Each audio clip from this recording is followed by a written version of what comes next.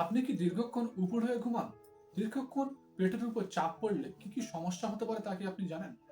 চলুন আজকের কিছু গবেষণার তথ্য অনুযায়ী কি সমস্যা হতে পারে সেটা জেনে নেওয়া যাক। অনেকে রাতে উপুড় হয়ে ঘুমান, তাতে তার নিঃশ্বাস নেওয়ার সুবিধা হয়। আবার অনেকের নাক ডাকার যে অভ্যাসটাও চলে যায়। তবে অল্প কিছু সময়ের জন্য এইভাবে উপরে শুয়ে থাকাটা শরীরের জন্য ভালো। কিন্তু দীর্ঘকাল ধরে যখন আপনি পেটের উপর চাপ দিয়ে উপরে শুয়ে থাকছেন, তার জন্য আপনার শরীরে খুব খারাপ প্রভাব পড়তে পারে। চলো জেনে নেওয়া যাক কি খারাপ প্রভাব পড়তে পারে। রাতে সাধারণত আমরা ৬ থেকে ৭ ঘন্টা ঘুমাই। আর আমরা যখন রাতে ঘুমাই সেই সময়টা আমাদের শরীরের উপরে মস্তিষ্কের যে নিয়ন্ত্রণ সেটা থাকে না। কারণ সেই সময় মস্তিষ্ক বিশ্রাম নেয়।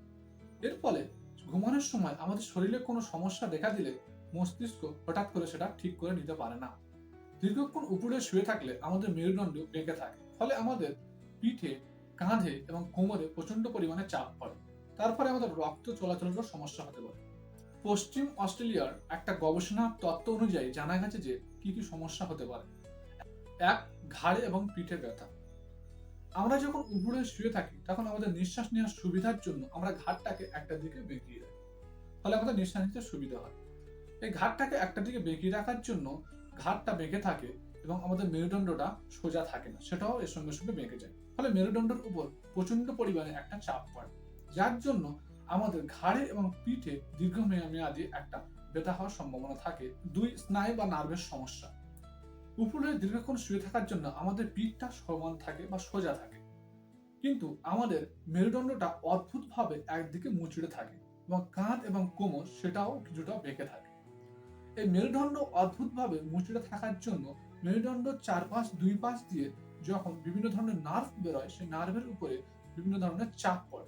তার ফলে আমাদের শরীরে নিচের অংশের দিকে মানে পায়ের দিকে ঝিনঝিন করা বা পা ভারী হয়ে আসা, এই সমস্ত নার্ভের সমস্যাজনিত বিভিন্ন ধরনের পেন, ঝিনঝিন এগুলো হতে পারে। ৩, ত্বকের সমস্যা।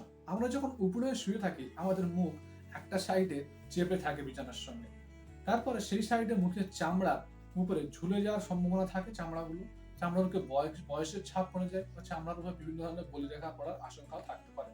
৪, অন্তঃসত্ত্বা মহিলাদের ক্ষেত্রে সমস্যা হতে পারে। অন্তঃসত্ত্বা মহিলা মানে যে সমস্ত মহিলাদের সন্তান সম্ভাবনা আছে, যারা সন্তান কনসিভ করতে যাচ্ছে, তারা যখন উপরে উল্টোভাবে শুয়ে থাকে দীর্ঘক্ষণ, তখন তাদের শরীরের রক্ত চলাচলের ক্ষমতাটা অনেকটা কমে যায়। রক্ত চলাচল অনেকটা কমে যায়।